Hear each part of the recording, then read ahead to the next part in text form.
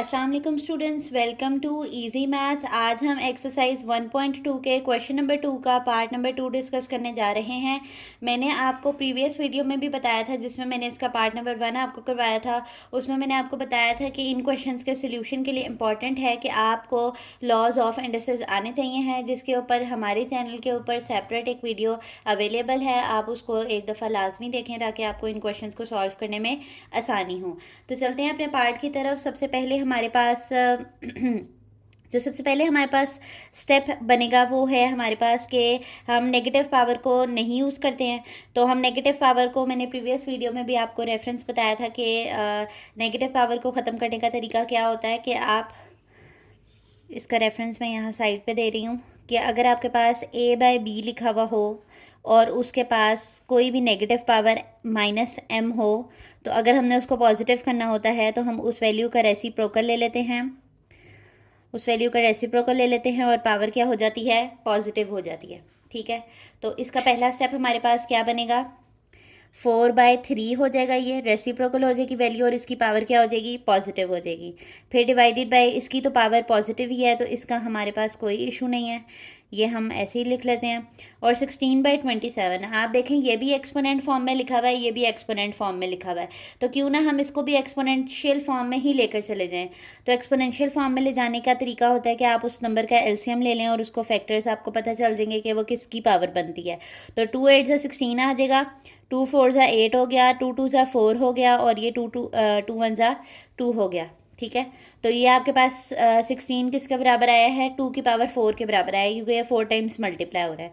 और 27 को अगर हम लिखेंगे तो 27 3 9 आपके पास क्या होता है? 27 3 3 9 होता है, 3 1 3 होता है। तो 27 हमारे पास कैसे ऑब्टेन हो रहा है? 3 की पावर 3 से आ रहा है। तो मैं यहाँ पर लिख लेती हूँ मल्टीप्लाई बाय 2 की पावर 4 और 3 की पावर 3 हो गया।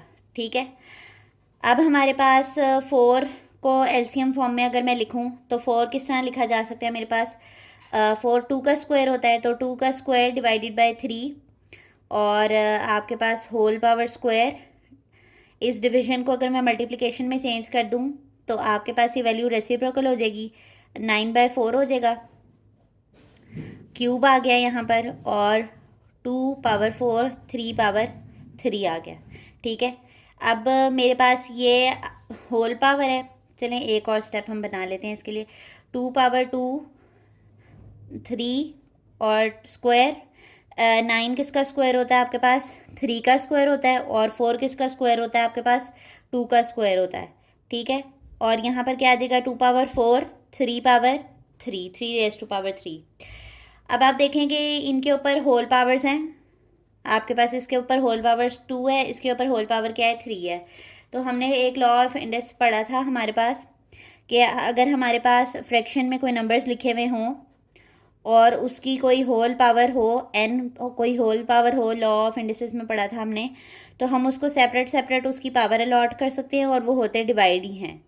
ठीक है, तो अब मैं यहाँ पर ये इसका स्क्वायर इनको सेपरेट सेपरेट देने लगी हूँ और इसका क्यूब इनको सेपरेट सेपरेट देने लगी हूँ। ठीक है, तो मेरे पास ये क्या आ जाएगा? 2 raise to power 2 whole power 2, 3 raise to power whole power 2।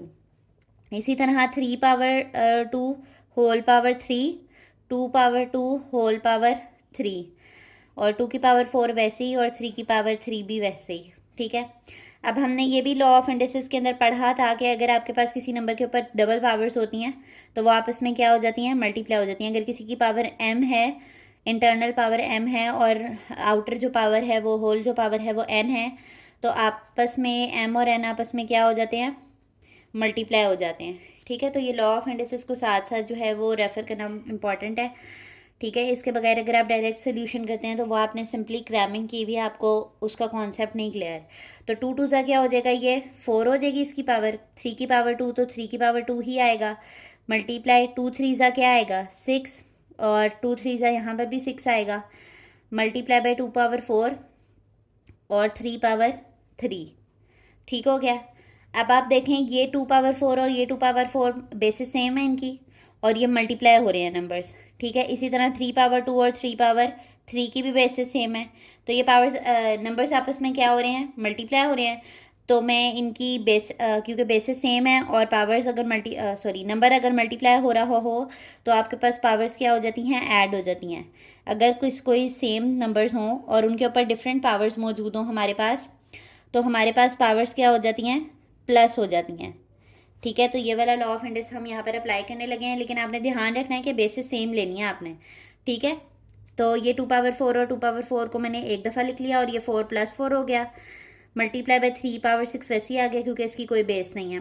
3 power 2 और 3 पावर 3 सेम है, तो 3 पावर 2 + 3 आ गया और 2 पावर 6 को मैं इस 2 के नीचे ही लिख लेती हूँ। ठीक है, ये रीअरेंजिंग के कुछ स्टेप्स हैं, ये अब आपको इतना इतना समझ होनी चाहिए। ठीक है, कि 2 को 2 के नीचे लिख लिया और 3 को 3 के नीचे लिख लिया। अब ये 4 + 4 कितने होते हैं, 8 होते हैं। 3 की पावर 6 आ गई आपके पास। 2 पावर 6 मल्टीप्लाई बाय 3 पावर 5।